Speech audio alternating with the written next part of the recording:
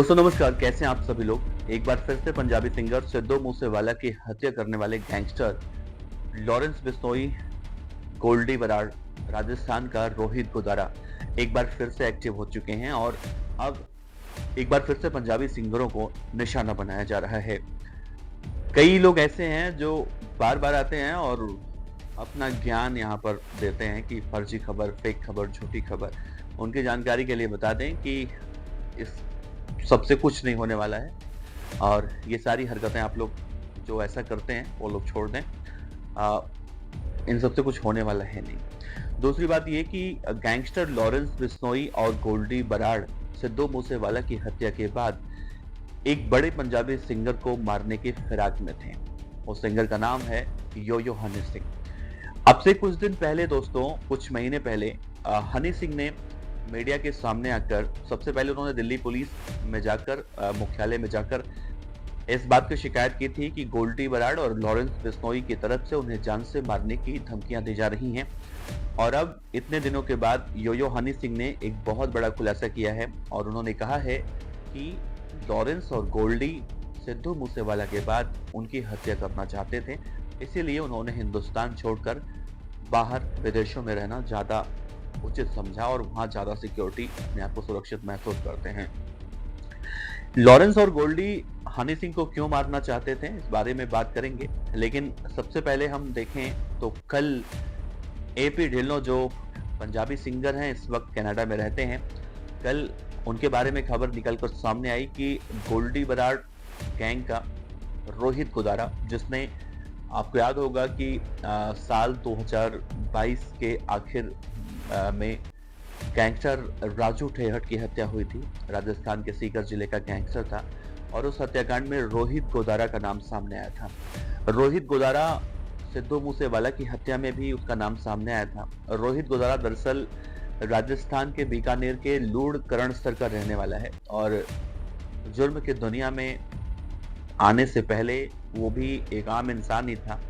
उसके बारे में कहा जाता है कि उसकी पत्नी से उसका विवाद था और दहेज के केस में उसकी पत्नी ने उसे फंसाया था, जिसके बाद वो जेल काटता है और फिर वो जुर्म की दुनिया में आता है और अब लॉरेंस बिश्नोई की गैंग में शामिल होकर, यानी उसकी अपनी एक अलग गैंग है लेकिन फिर भी वो लॉरेंस बिश्नोई के सिंडिकेट में अपनी गैंग को मर्ज करके एक से बढ़कर एक अपराध कराता है। रोहित गोदारा का नाम गाहे बेगाहे बड़े बड़े कांडों में जरूर सुनने को मिलता है।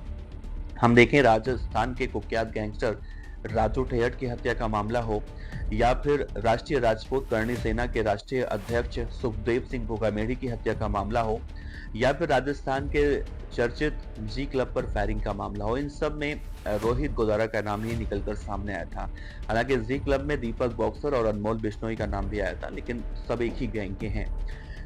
तो इस बार कल जो फायरिंग की खबर सामने आई है कनाडा के वैंकूवर शहर में, वहां पर रोहित गोदारा ने अपने लड़कों को भेजकर, अपने शूटरों को भेजकर वहां पर फायरिंग करवाई है और इसके पीछे का उद्देश्य उसने यही कहा है कि जब जब कोई भी पंजाबी सिंगर सलमान खान के साथ किसी भी तरह के प्रोजेक्ट पर काम करता है, वो हमारे निशाने पर आ जाता है और हम उसे कुत्ते की मौत मारते हैं। यही शब्द उसने कहा सोशल मीडिया के पोस्ट में कि कुत्ते की मौत मारते हैं।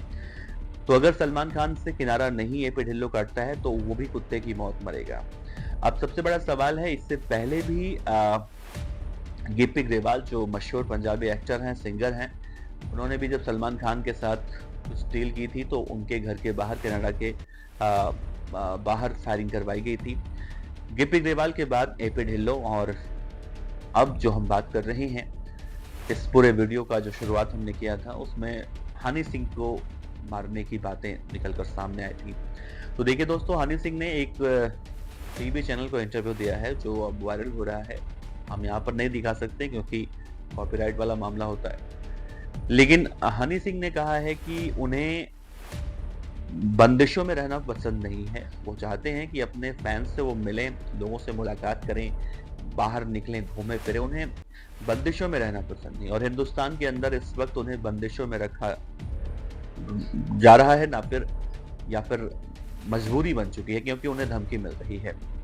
इसीलिए वो दुबई में अपने आप को ज्यादा सेफ महसूस करते हैं और दुबई में वो ज्यादा रहते हैं, लेकिन वहां पर हिंदुस्तान के अंदर वो जब एकांत जगह पर रहते हैं तो उन्हें घुटन सी महसूस होती है। हनी सिंह ने इस पूरे बातचीत में आगे कहा कि जब पहली बार उनके पास गोल्डी बराड़ के तरफ से फोन आया और कहा गया कि हनी सिंह तुम हमारे निशाने पर हो, रंगदारी वगैरह मांगी गई, तो उन्होंने अपने मैनेजर से कहा कि इस बार अगर कॉल आता है तो सबसे पहले कॉल को रिकॉर्ड कर लेना।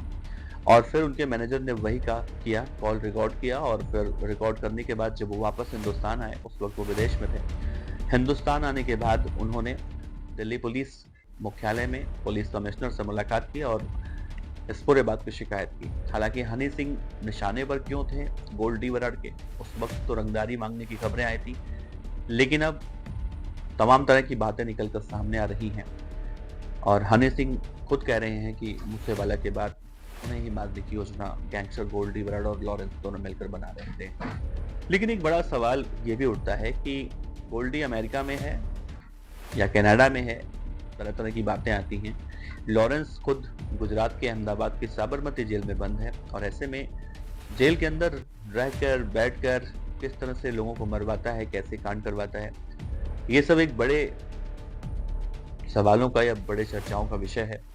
लेकिन अगर हम एक पल के लिए मान लें, कुछ लोग ये भी कहते हैं कि लॉरेंस का नाम जबरदस्ती घुसेड़ दिया जाता है।